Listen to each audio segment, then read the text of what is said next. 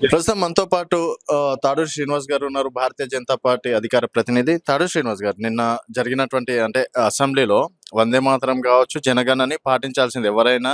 అది మనకు రాజ్యాంగం కల్పించినటువంటి హక్కు. అట్లాంటిది ఎంఎం పార్టీ వాళ్ళు లేచి వెళ్ళడం ఏ విధంగా చూసుకోవచ్చండి? ఇప్పుడు చాలా దుర్మార్గం ఇది. పార్లమెంట్ లో కూడా ఆయన ప్రమాణ స్వీకారం రోజు జై పాలస్తీనా అన్నాడు. ఈ రోజేమో ఇక్కడ ఎంఐఎం నాయకులు ఇట్లా మాట్లాడుతా ఉన్నారు. వీరు ఓట్లేసేటప్పుడు ఎంఐఎం నాయకులకు ఇక్కడ హిందువులు ఓట్లేయలేదా? లేకపోతే ఈ దేశానికి స్వాతంత్రం వందే మాత్రం స్లోగనే కదా తీసుకొచ్చింది. వందే మాత్రం అంటే ఇప్పటికీ యూత్ కి, జనరేషన్ కి ఆనాటి నుండి ఈనాటి వరకు అదొక గూస్ బంప్స్ వచ్చేటటువంటి నినాదమే ఒక మనిషిని ఉత్తేజపరుస్తుంది.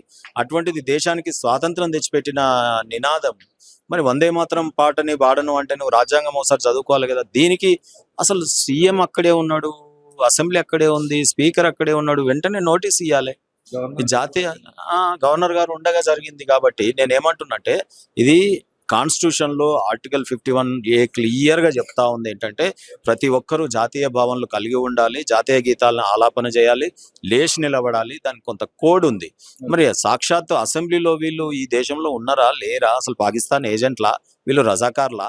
వీళ్ళు ఏమన్నా నిజాం ప్రభువు ఇంకా ఆయన రజాకార్ల వారసుల్లాగానే ఉన్నారు. ఎంఐఎం పార్టీని రద్దు చేయాలి ఇప్పుడు లెక్క ప్రకారం. ఎందుకంటే ఈ దేశంలో ఉన్నప్పుడు, ఈ రాష్ట్రంలో అసెంబ్లీలో ఉన్నప్పుడు, ఈ రోజు పోరాడి సాధించుకున్నటువంటి దేశం, అప్పుడు విలీనం కూడా మనం ఏది హైదరాబాద్ రాష్ట్రాన్ని రజాకార్లని, నిజాం నవాబుని బండెనక బండి గట్టి ఏ బండిలో వస్తూ కొడుకు అని ప్రజలు ఉద్యమించి ఇలా రాష్ట్రాన్ని పటేల్ గారి పుణ్యమా అని పోలీస్ యాక్షన్ తో భారతదేశంలో విలీనం చేస్తే ఆ నిజాం నవాబు గొప్పోడని రేవంత్ రెడ్డి అంటాడు. మా పార్టీయే ముస్లిం మత సంస్థ అని మాట్లాడతాడు. మా పార్టీయే ఏమంటాడు. ఇంకా మజ్లిస్ ఎందుకు మరి కాంగ్రెస్ పార్టీ? ఇక మజ్లిస్ రద్దు చేసి ఒకటే పార్టీ కాంగ్రెస్ ఉండాలన్నా, మజ్లిస్ ఉండాలన్నా, రేవంత్ రెడ్డి కూడా ఆ కాంగ్రెస్ పార్టీ తీసేసి మజ్లిస్ పార్టీని జాయిన్ అయిపోతే అయిపోతుంది. సో భారతీయ జనతా పార్టీ కేవలం అంటే హిందువులకు మాత్రమే పార్టీ, దేశ ప్రజలకు పార్టీ? ఆయన మనువాద సిద్ధాంతం ఏమన్నా బీజేపీకి ఏమన్నా రాజ్యాంగం అనుకోవచ్చా? అంటే ఈ మధ్య కాలంలో కొంతమంది ఎమ్మెల్యేలు మాట్లాడినటువంటి మాటలు. భారతదేశం కొట్లాడినాక వందే మాత్రం స్లోగన్ దేశాన్ని స్వాతంత్రం తీసుకొచ్చినాక కదా విభజన జరిగి పాకిస్తాన్ వాడు అటు పోయిండు, మనం ఇటు ఉన్నాం. మరి ఆ రోజే వీళ్ళు అటు పోయి ఉంటే పీడపోయేదేమో. ఇక్కడ ఉండి ఇటువంటి రాజకీయాలు చేయడానికి ఉన్నారేమో ఇంకా కొంతమంది. వీళ్ళ తోకలు కూడా కత్తిరియాలి. ఎందుకంటే ఈ దేశంలో ఇటువంటి కుట్రలు చేసేటటువంటి అసలు అంతర్గత శత్రువులను ఫస్ట్ ఏరివేయాలి మనం. ఈ దేశంలో, ఈ రాష్ట్రంలో కాంగ్రెస్ గవర్నమెంట్ వచ్చినాక రేవంత్ రెడ్డి, అంతకుముందు కేసీఆర్, ఇద్దరు కూడా హుజూరు వాళ్ళు టోపీలు పెట్టుకొని షేర్వానీ లేచి బిర్యానీ తినడు, రంజాను, ఈద్ ఇవన్నీ చెప్పుకుంటా వాళ్ళే తిరుగుతా ఉన్నారు. నేనేమంటున్నా అంటే, కేసీఆర్, రేవంత్ రెడ్డి వేరే వేరే లేరు.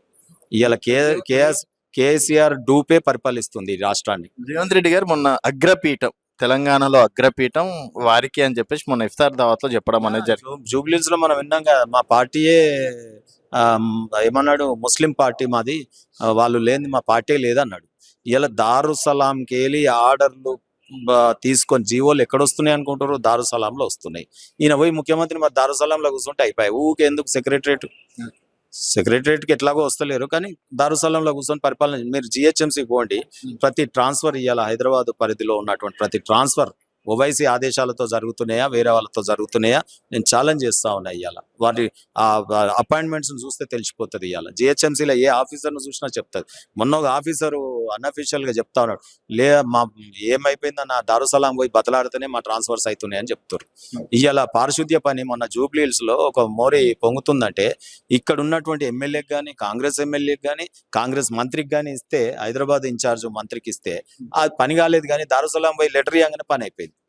ఓ పోలీసు జోడు పట్టుకుంటే కూడా దారుసలాంకి వెళ్ళి ఆదేశాలు రావాలి. కరెంటు బిల్లులు వసూలు చేయాలన్నా వద్దా? జిహెచ్ఎంసీ ట్యాక్స్లో ఇలా ట్యాక్సులు నిర్బంధంతో తాళాలు వేసి వసూలు చేస్తున్నారు. అసలు ఇప్పుడు నేనేమంటున్నా, సమస్యల తర్వాత ఫస్ట్ అంతర్గత శత్రువులు ఇదేందండి దేశద్రోహం. వీళ్ళని ఫస్ట్ ఇమీడియట్ గా నిన్న బైకాట్ చేసిన వాళ్ళని స్పీకర్ సస్పెండ్ చేస్తాడా చెయ్యడా? ఇది మనం స్పీకర్ని అడగాలి. మీరు పోయి అసలు ఒక వందే మాత్రం పాడుతుంటే మధ్యలోకి వెళ్ళి లేచిపోయింది. వాళ్ళు మళ్ళా రేపు అసెంబ్లీకి ఏ ముఖం పెట్టుకొని రాణిస్తాడు. సో స్పీకర్ వెంటనే వీళ్ళ మీద చర్యలు తీసుకోవాలి. ఆయననేమో మునావర్ని తీసుకొస్తాడు. ఎవరు? కేసీఆర్ గారి పాలనలో నిజాం మంచోడు అంటాడు. మన రేవంత్ రెడ్డి ఏమన్నాడు? నిజాం ప్రభు మంచి చేసిండుగా, కొంత మంచి చేస్తే ప్రజలు ఎందుకు పోరాడి ఆయన తరిమి కొట్టిరు? రేపు ఈయన తరిమి కొట్టే రోజులు వస్తాయి. నిజాం నవాబుని ప్రజలు విప్లవించి ఆయనను పంపించి రాజకుటుంబం ఇది చాలా అన్యాయం చేస్తుందని. కేసీఆర్ ఆయన దురాంకారాన్ని నిజాం ప్రభుతో పోల్చి ప్రజలు ఉద్యమించి ఆయనను పక్కకు పట్టారు. ఈయనేదో బై కిస్మత్ అనుకోకుండా వేసి ఈయనను ముఖ్యమంత్రి చేస్తే ఈయనను కూడా ప్రజలు రేపు తిరగబడి ఈయనను కూడా ఇంటికి పంపించే రోజులు వస్తున్నాయి. ఈ నిజాంలందరినీ పంపిస్తారు. నిజాం వారసులు కేసీఆర్ ని పంపించారు. ఇవాళ నిజాం నా వారసుడైనటువంటి రేవంత్ రెడ్డిని కూడా ఇంటికి పంపించే రోజులు దగ్గరకు పోయినాయి. అందుకే బీజేపీ వైపు ప్రజలు చూస్తారు. రేపు బీజేపీ ముఖ్యమంత్రి గోల్కొండ మీద జెండా ఎగిరేసినాక వీళ్ళని ఇట్లా అసెంబ్లీలో బైకాట్లు చేయమని అప్పుడు చెప్దాం. బీజేపీ గవర్నమెంట్ ఉండి బీజేపీ స్పీకర్లు బీజేపీ తరపున ముఖ్యమంత్రి వచ్చిన తర్వాత మీరు చూడు ఎట్లా ఉంటుందో. ఎక్కడ పారిపోవాలి, మళ్ళీ పాకిస్తాన్ పోయి దారుసలాం కట్టుకోవాలి ఈయన.